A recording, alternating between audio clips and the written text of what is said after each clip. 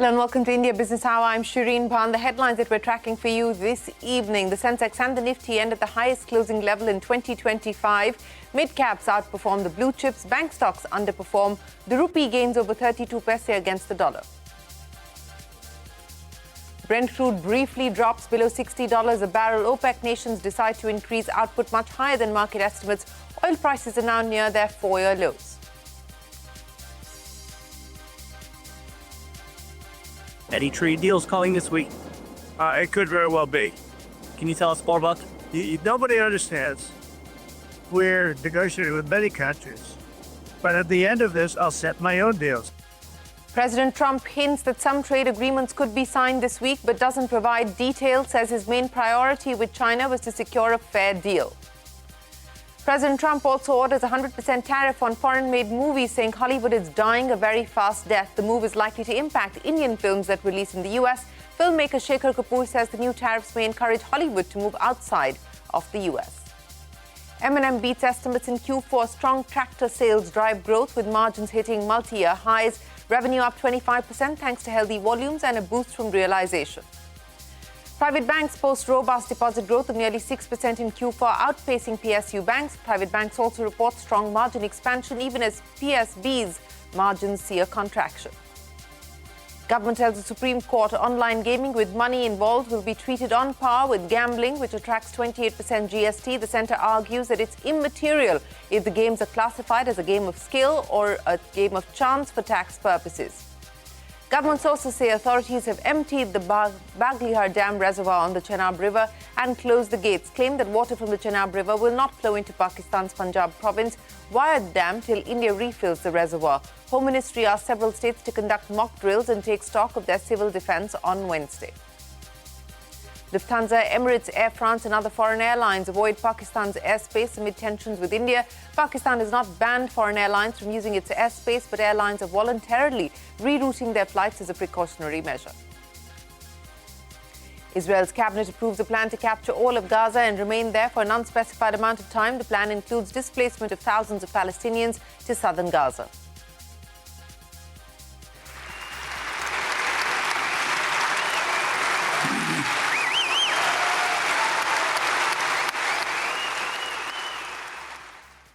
A 10-minute standing ovation for legendary investor Warren Buffett as he announces retirement from Berkshire Hathaway at the age of 94. Longtime Berkshire executive Greg Abel will take the reins at the end of the year. Buffett will stay on as chairman and promises not to sell a single share in the company.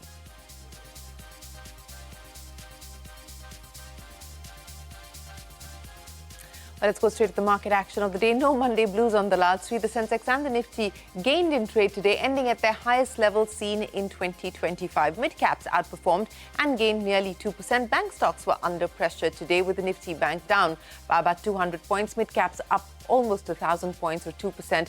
The Nifty closing flat, higher by about 0.5% or so, and it's a 300-point move up there on the Sensex. In the money market, the rupee gained over 32 paise as it continues to strengthen against the dollar. The rupee has been gaining steadily over the last few weeks after President Trump's tariffs led to a weakening of the US dollar. 10-year bond price is also gaining in trade.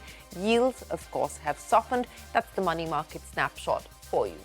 In the commodities market, gold prices continue to gain on the back of a weak dollar. Prices of 24-carat gold up by 220 rupees from its previous close in today's trade. Prices of spot gold in the international market up marginally to $3,257 an ounce. Meanwhile, crude prices have eased after OPEC Plus agreed to hike production for the second month. The group has also decided to boost output by over 400,000 barrels a day in the month of June. So that's the story there as far as crude prices are concerned.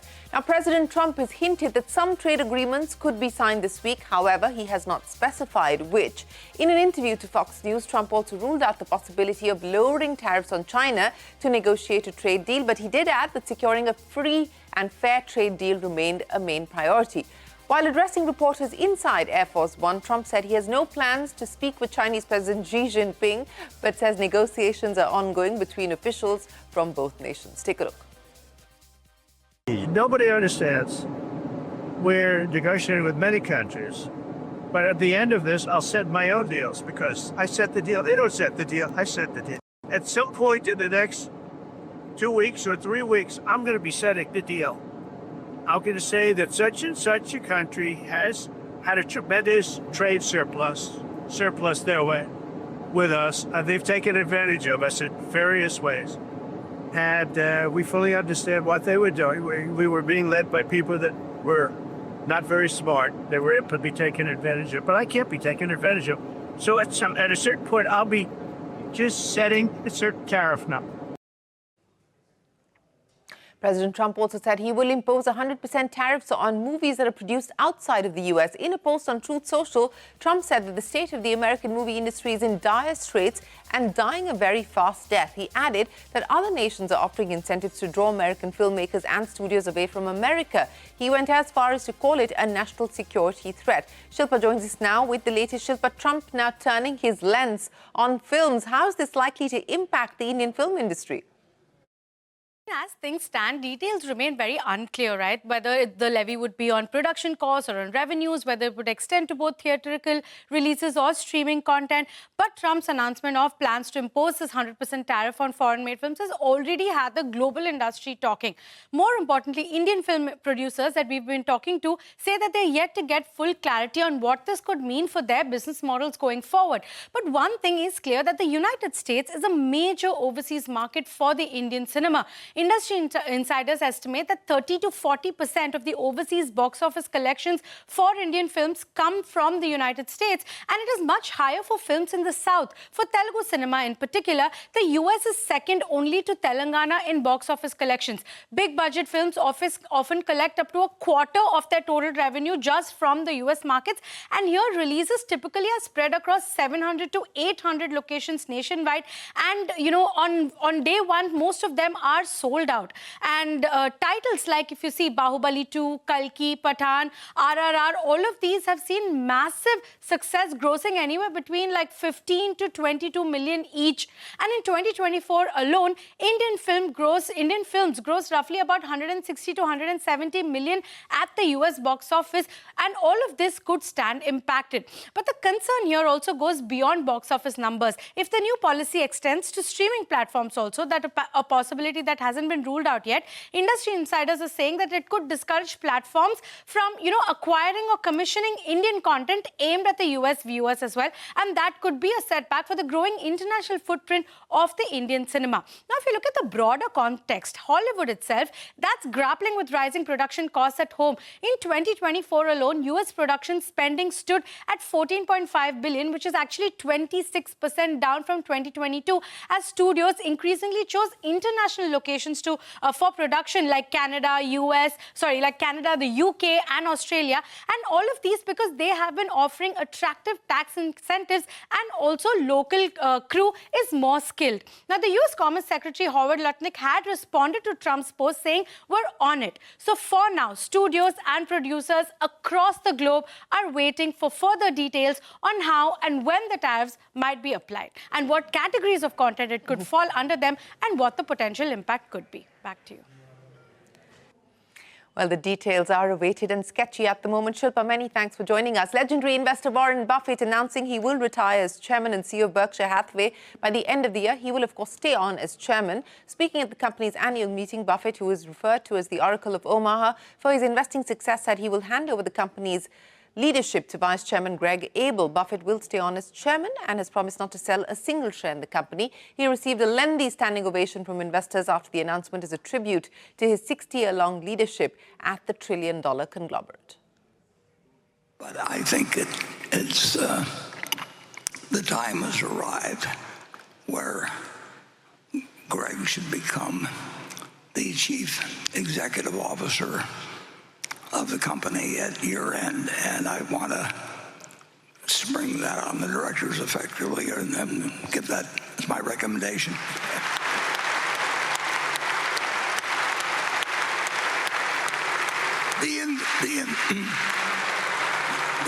The enthusiasm shown by that response can be interpreted in two ways, but I'll take it as a problem. Well, that's Warren Buffett, and Greg Abel will assume the role of Berkshire Hathaway CEO at the end of the year after formal approval by the board of directors. Here's a look at Abel's career. The 62-year-old is currently the vice chairman of the non-insurance operations. He's been on Berkshire Hathaway's board since 2018. He joined Berkshire in 1999 when the firm bought controlling stake in Mid-American Energy, where Abel was an executive. The company was renamed Berkshire Hathaway Energy, and Abel went on to become its CEO in 2011. He's been key in Berkshire's decision to grow position in 5 Japanese conglomerates. So that's Greg Abel, who will take over as the CEO of Berkshire Hathaway. Back home, Mahindra reporting a strong set of numbers in the fourth quarter, beating street estimates on most fronts. Net profit up nearly 20%, revenue up 24% in the quarter. Tractor margins hit multi-quarter highs, while healthy volumes boosted the overall revenue. The company's management said they expect mid to high teen growth for the SUV and EV segment in the current fiscal year. Private banks continue to post robust deposit growth of nearly 6% in Q4, outpacing PSU banks. The banks also reported strong margin expansion, even as PSU banks' margins have seen a contraction. Abhishek is here to size up how banks fared in Q4. Abhishek. Well, to begin with, large lenders have reported their Q4 FY25 performance. And if you take a look, at the comparison table, private banks have seen robust deposit growth on a sequential basis, anywhere between 5.5% to about 7% range. In fact, at a time, this has come in, at a time when deposit growth is a big concern in the industry. Seasonal in nature in Q4 for deposit growth to happen for HDFC Bank and Axis Bank. Now, SBI has seen the weakest deposit growth on a sequential basis at just 2.9% in Q4 FY25 amongst large banks. If you take a loan growth, and if you take a look at the loan mix, the corporate portfolio has actually been shunted down by private banks because of the unfavorable yields. That is what many managements have commented. So, the likes of ICICI Bank and Axis Bank and Kotak Mahindra Bank as well, they spoke that, unfavorable yields have led to corporate book not growing that much. On the other hand, if you take a look, SBI's corporate growth of 5.5%, that is corporate loan growth, has been one of the highest amongst all the large banks. Now, net interest margin has improved quarter on quarter for most of the banks, especially ICICI Bank and HDFC Bank. They have seen the highest sequential growth in their net interest margin. However, for SBI, it's actually shrunk by 1 basis point on a sequential basis. Now, operational efficiency was another area of focus. It's been the highest decline for SBI, their cost to income ratio declining by 184 basis points on a sequential basis. Axis Bank and Kotak Mahindra Bank actually saw an increase in their cost to income ratio.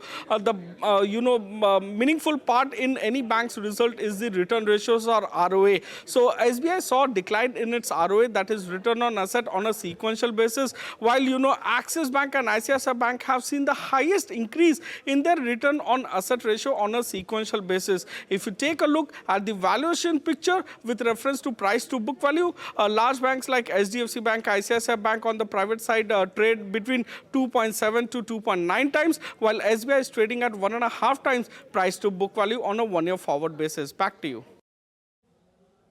Abhishek, many thanks. The big global story, global footwear brand Skechers will be acquired by investment firm 3G Capital for $9.4 billion. The firm will pay $63 per share for a stake in Skechers. This is a 28% premium to the stock's previous close. Skechers posted record sales of $9 billion in 2024, with nearly 300 million units sold during the same period. So, big deal there in the footwear space. Trade negotiations between India and the UK are not close to the finish line just yet. Sources say that at least 4 to 5 issues are pending for the proposed FTA. Some of these issues include differences on the sunset clause in the investment treaty, data localization norms, and concerns over UK's new carbon tax. Both India and the UK were set to announce the conclusion of negotiations last week. Parameshwaran Iyer is likely to replace KV Subramaniam on the board of the International Monetary Fund. Sources say that Iyer will assume the role of temporary alternate executive director at the IMF. This will be in addition to his current position as India's executive director at the World Bank. Now, Subramanian's tenure was abruptly cut short by the government just months before his 3-year term was scheduled to end. The government has not disclosed the reasons behind Subramaniam's termination at the IMF. Here's the latest in the online gaming saga at the Supreme Court. The central government has told the court that it is immaterial if real money online gaming is classified as a game of skill or a game of chance, this for the purpose of taxation. And the government argued that any game where money is involved will be treated as gambling and taxed at 28%. Ashmit is standing by with the details. Ashmit, take us to what transpired in court, and what about the retrospective aspect of the tax?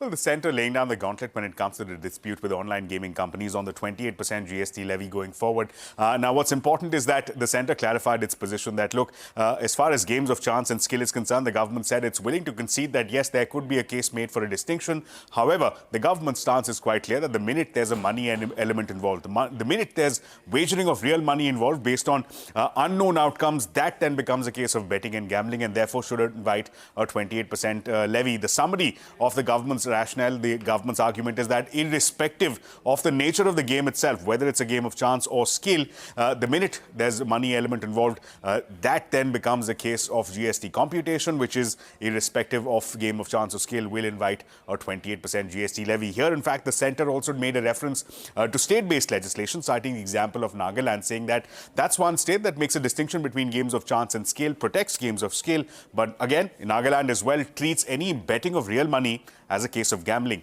Now, what's important is also how centre has clarified on its stance with respect to fantasy gaming. In fact, at one point, the government council made a reference to a Messi analogy, saying that there are people betting on how many goals Messi will score in the next match. This issue, this formula of betting on sports, betting on outcomes of sporting matches based on fantasy leagues, fantasy sports, that is something that is a clear-cut case of betting and gambling. Again, will invite a 28% levy. What's important, however, is that we're yet to approach clarity on whether or not there will be any retrospective application of the August 2023 amendment. That's the one that had clarified on the 28% GST levy. So prospective or retrospective, we're awaiting answers on that. The hearing in this case will resume tomorrow.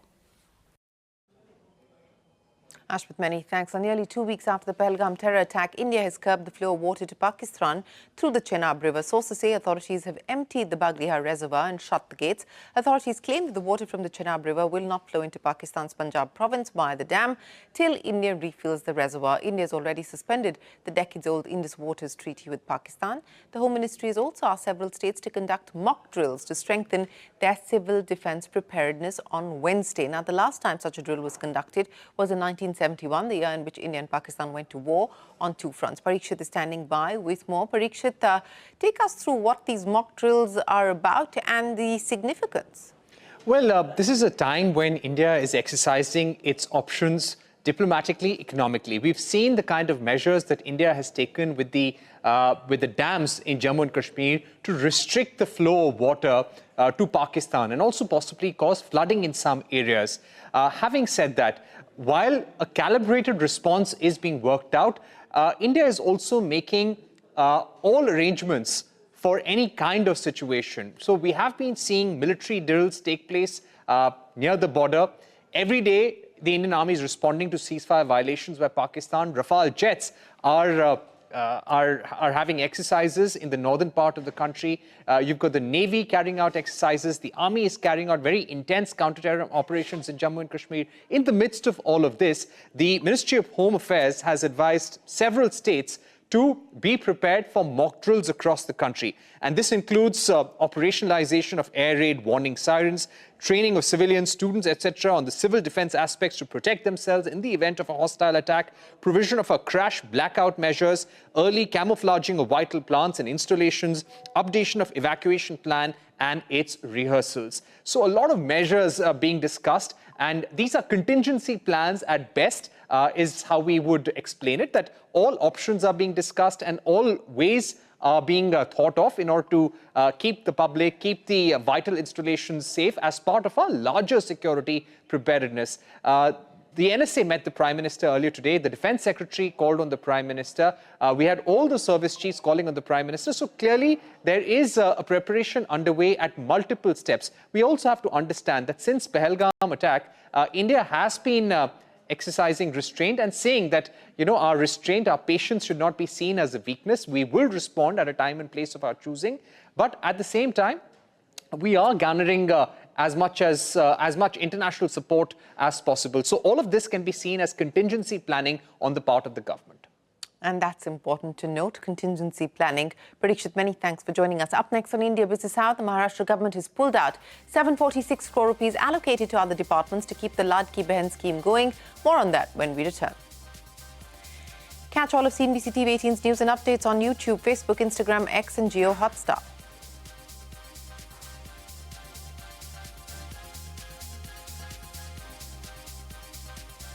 In international news, Israel has approved a plan to capture all of the Gaza Strip. Officials have said that forces will continue to remain in the region for an unspecified length of time. The plan also includes displacement of thousands of Palestinians to southern Gaza. The Israeli military has also begun calling up tens of thousands of reservists to expand their operations. This comes after Yemeni militant group the Houthis fired a missile towards Tel Aviv. The missile hit the country's main international airport, injuring at least 8 people. Israeli Prime Minister Netanyahu is vowed to take revenge. He's also warned that his government will carry out multiple retaliatory strikes.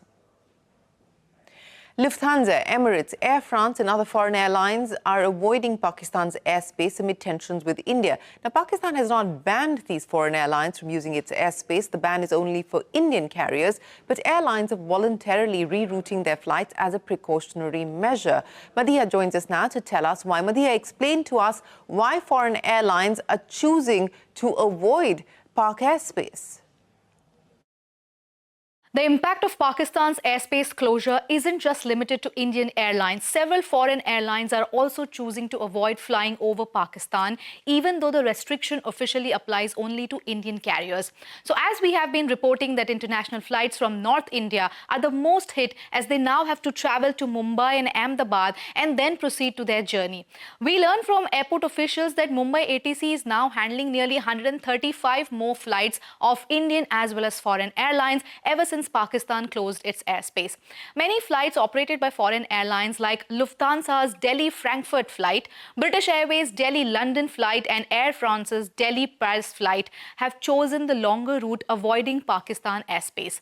There are others like Etihad's Delhi, Abu Dhabi and Oman Air's Lucknow-Muscat flight, sometimes avoiding the Pak airspace, meaning there are days when they fly over Pakistan and then there are days when they fly over Mumbai and Ahmedabad. Now, interestingly, not all foreign airlines are avoiding Pakistan airspace. American Airlines, for instance, then United Airlines, KLM, these three airlines are mostly using the Pak airspace to enter India. So why are some foreign airlines taking the longer routes, even when they are allowed to use Pakistan's airspace? That's the question. So as expected, when we asked these airlines, they said this is a precautionary measure keeping in mind passenger safety.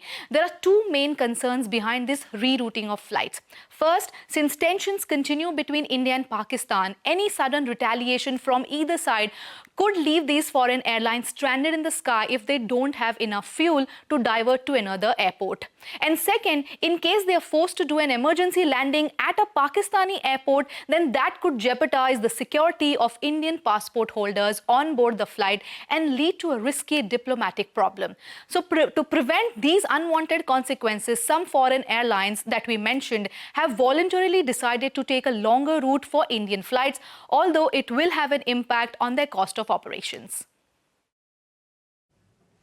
Madhya, many thanks. Now, in Maharashtra, the Mayuti government's flagship Ladki Behan scheme, which promised a monthly stipend to women, is mired in another controversy. This time, the furor has to do with the state's finance department deciding to pull in 746 crore rupees allocated to other departments to keep the scheme going. Santigore reports that the move has not only rubbed alliance partner Shiv Sena the wrong way, it has once again raised concerns over the state's finances. Take a look.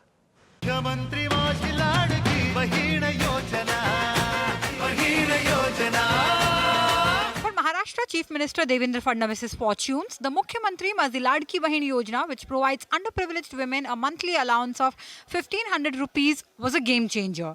It is widely credited with being a key factor in swinging votes in the last election. But since then, the scheme has become a bit of a problem child.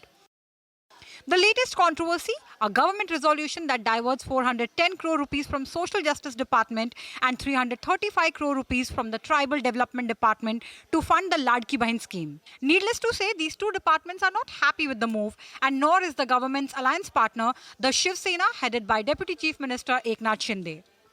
हम ये मानते हैं कि लड़की बहन योजना को पैसे देते वक्त गवर्नमेंट की थोड़ी कसरत होती है, उनको एडजस्टमेंट करना पड़ता है, उसके लिए भले ही लोन निकाले, लेकिन करना तो है।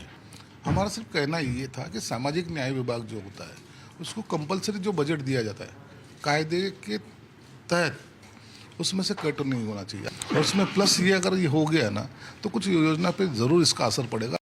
The diversion of funds from other departments is not the only concern. Many leaders of the ruling Mahayuti coalition say other departments are suffering because of the financial burden arising from this scheme. Already, the budgetary allocation to the scheme has been reduced. At inception, the scheme had an allocation of 46,000 crore rupees. The government says it has paid out 17,505 crore rupees to 2.38 crore beneficiaries in the 7 months since it launched. Then the government slashed the outlay to the scheme to 36,000 crore rupees and made no mention of the promised hike in monthly payout. This caused some political backlash, and many experts pointed once again to the state of the government's coffers, which is already laboring under a debt burden of 7.82 lakh crore rupees, one that is projected to rise in the coming years. At the time, however, the government defended the lower outlay on financial discipline and fiscal prudence. The Devendra Fadnavis government in Maharashtra was already facing criticism for declaring 17 lakh beneficiaries of the Ladki Bahin scheme ineligible. There was also discontent that it had failed to fulfill its poll promise of increasing the payout under the scheme to 2,100 rupees a month. So this decision to divert funds from other schemes and departments to continue the scheme in its original version with a smaller beneficiary pool has created more friction both within the ruling coalition and without. In Mumbai with camera person Deepak, this is Santya for CNBC-TV18. And with that, it is time for us to wrap up this edition of India Business Hour. From all of us here, thanks very much for watching. Do stay tuned. The news will continue on CNBC-TV18.